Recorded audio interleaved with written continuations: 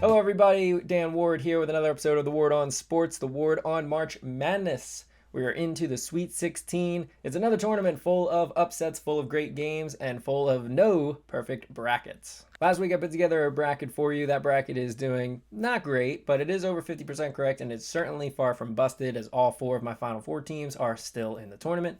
That Final Four was Gonzaga, Arizona, UCLA, and Kansas.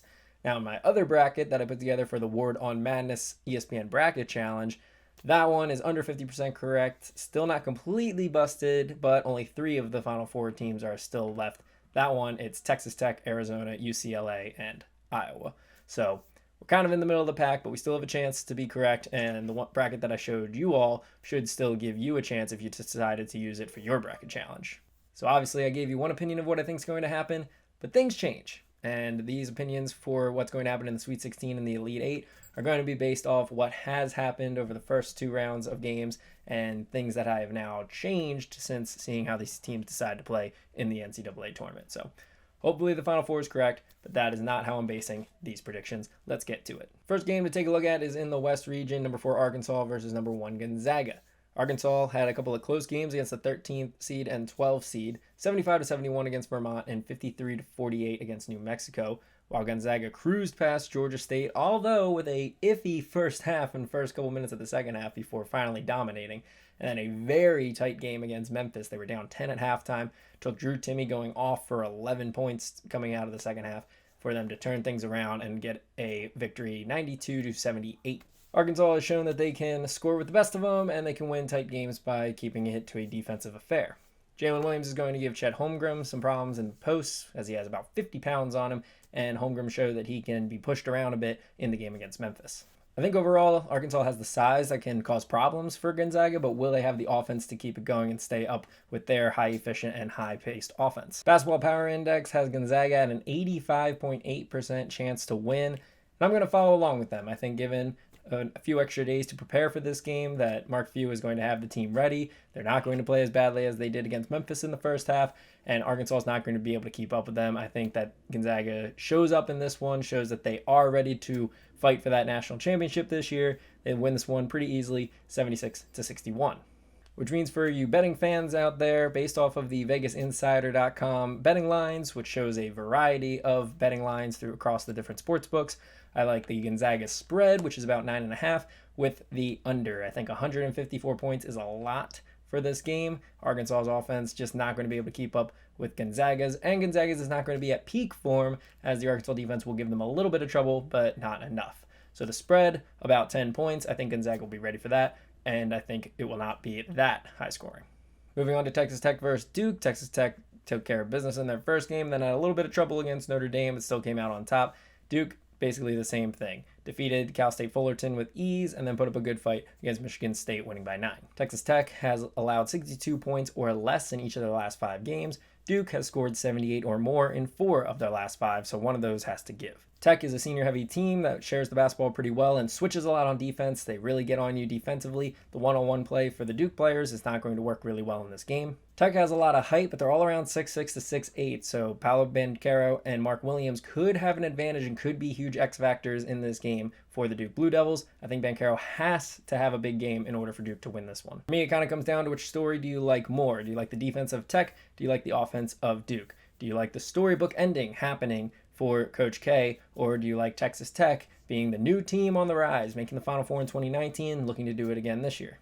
ESPN Basketball Power Index has Tech at a 53.9% chance of winning, and I'm going to take them as well. I think defense wins this game. Duke's defense isn't anything really to write home about, and I think Tech is able to take this one away. 69-63, close game, but in the final possessions, Tech hits their free throws, Duke can't hit a shot, and that's why it's a 6-point lead. The spread is only 1.5 in this game for Texas Tech, so if you like Duke, you might as well go with the money line, because that's not a lot. You'll get better odds for the money line. Texas Tech, you might as well go with the spread, because if they're going to win, the odds of it being by 1 point are very low, so take the spread in that one. Other side of the bracket, number 5 Houston versus number 1 Arizona. Houston so far looking like they should have been a top 3 seed. Arizona, very close one, nearly being knocked out in the second round against TCU, but they were back in the Sweet 16 as well. A lot of people like Houston in this one. A lot of people like the underdog. ESPN Power Index has it at a 60.9% chance of Houston winning this one. But but I think there are some issues that Arizona is going to cause for this team. Houston hasn't really played the best competition, so while their defense is one of the tops in the nation, playing against the American Conference. Quality conference, but not necessarily the best conference when you're trying to compare them to other teams. Cockburn of Illinois in their last game gave them a lot of trouble, scoring 19 points, and Arizona has a couple of big men that could cause them issues like that as well. Against TCU, Arizona had 16 turnovers and couldn't hit anything from three, and yet they still put up 85 points. I think I said in the last one, the defense was going to be huge for Texas Tech, but I think in this one, Houston's defense is just not going to be able to match the Arizona offense.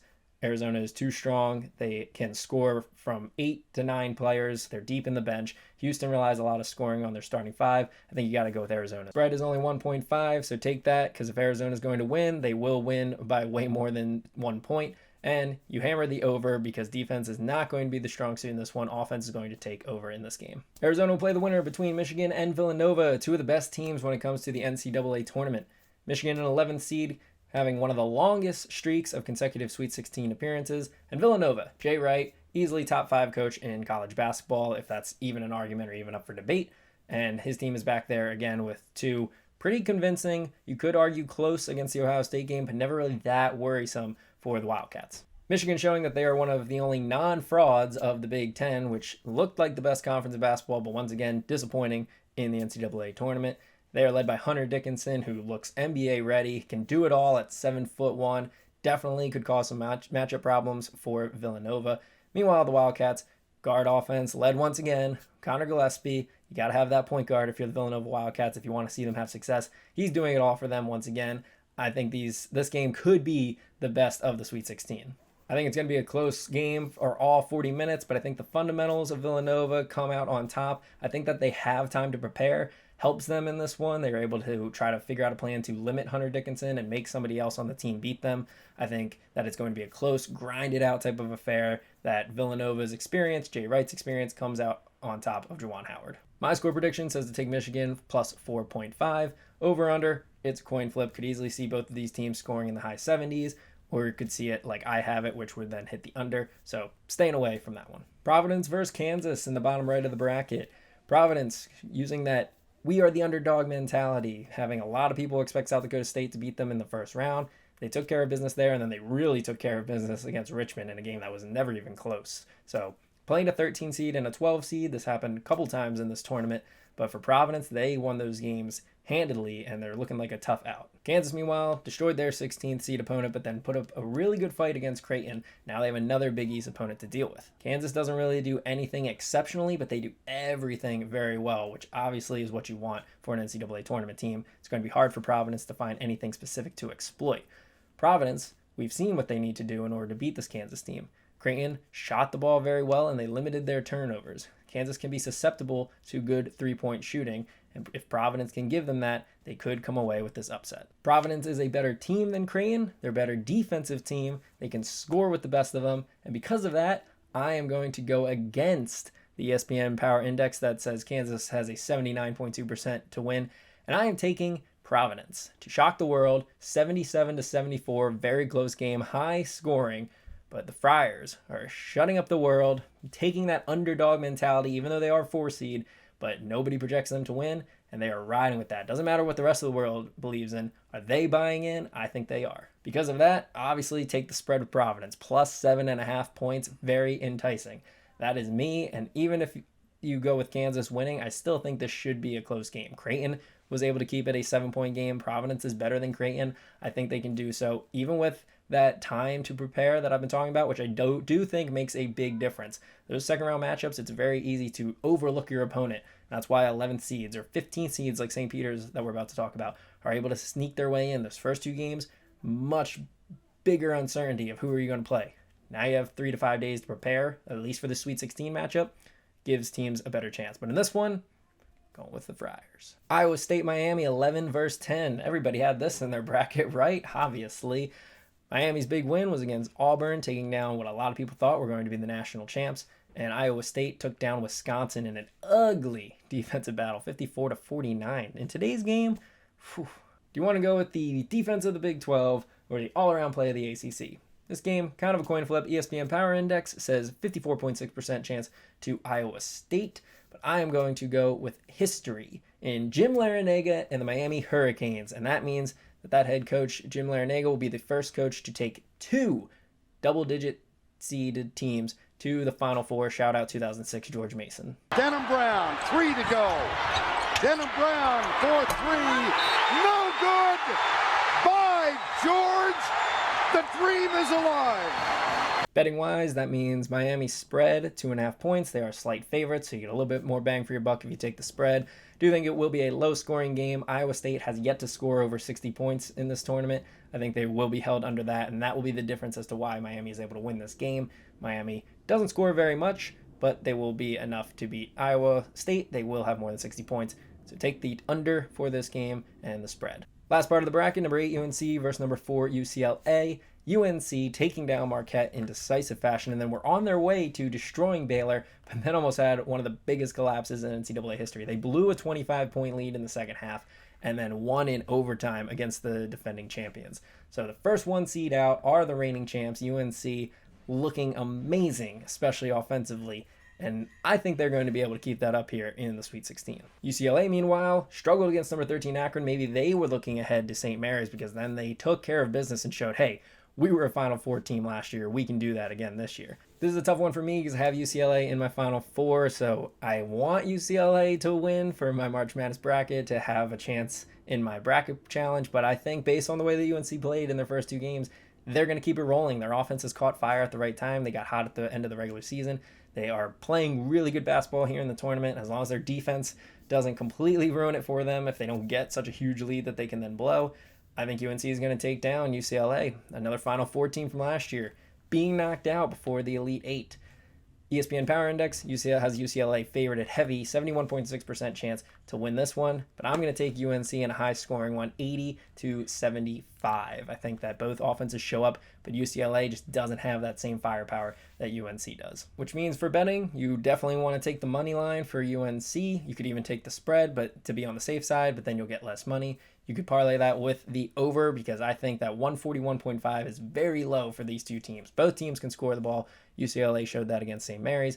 UNC has shown that all season long. I think 141 is way too low. Take the over. And then last but not least, the surprise team, the team that everybody's rooting for, St. Peter's Peacocks versus the Purdue Boilermakers. Purdue, an expected fraud, a team that has disappointed in the past, has shown up this year in the tournament and looking to take care of business against another weaker opponent. St. Peter's, nobody expected to be here, and they are playing with house money. So honestly, could very well see this game being great for them. They are just going to go out there, have fun. They have zero pressure in the world. All the pressure is on Purdue. St. Peter's has done what they've had to do. They've made a name for themselves. They put themselves on the map. So they can just go have fun. And sometimes when you're the most relaxed is when you play the best basketball. However, similarly to the earlier matchup with Michigan-Villanova, I think that the time to prepare has helped Purdue and will help Purdue. Nobody knew anything really about St. Peter's. So especially that second round matchup with Murray State, it was kind of hard to know what to expect. Purdue now has had 3 to 5 days to get the tape, to get preparation for them, and I think they're going to show why they were the number 1 team in the nation at one point this year. They will take care of business. They'll handle St. Peter's. They'll handle the Peacocks pretty handily. My prediction score, 79-66, which is just over the spread, 12.5 points. So a little risky if you want to take the spread. Again, I think St. Peter's, it's very easy to say, oh, they're not going to do anything. Like, they're the 15th seed playing against the 3. Yeah, but they're here. All bets are off. So they could keep it close. I'd be a little wary about the spread, which then makes this game a harder one to pick. 12.5 is a lot of points no matter who they're playing. Purdue's average scoring margin is 11.3 points, so that would be inside the spread. So while I do think Purdue handles this pretty easily, I'm not going to look at this one. I don't recommend making the bets on this one. Over-under, 135 is a little low, so I'll probably go with the over, assuming that St. Peter's can still score the ball a little bit, even against Purdue. Which means that my Elite 8 matchups would be number 3 Texas Tech versus number 1 Gonzaga. Taking Texas Tech on that one in a rematch of 2019, proving that they are the kryptonite for Mark Few and Gonzaga. Number 2 Villanova versus number 1 Arizona. Does this Villanova team have another magical run that nobody was expecting like they did in 2018? Or is Arizona one of the top teams all year, the team of destiny? Picked Arizona in my Final Four in both my brackets. Gonna take them here as well. Number 10, Miami versus number 4, Providence. I'm going with history. Jim Larrañaga sending his team to the Final Four. We mentioned it earlier. Got to keep him going here against Providence. And then number 8, UNC versus number 3, Purdue. I think Purdue is going for history as well. First time this season that they were number 1 in the nation, and it'll be the first time that they make it to the Final Four in the modern day format dating back to 1985.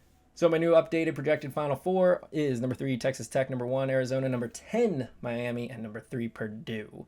We'll be back next week to talk my Final Four predictions, see how close I was. Did I get any of the Final Four correct? Who knows? We'll find out next week. Be on the lookout. Be sure to like, subscribe, all that stuff. Share with your friends. Thank you all for watching this one. I'm Dan Ward. This is the Ward on Sports, Ward on March Madness. Catch you later.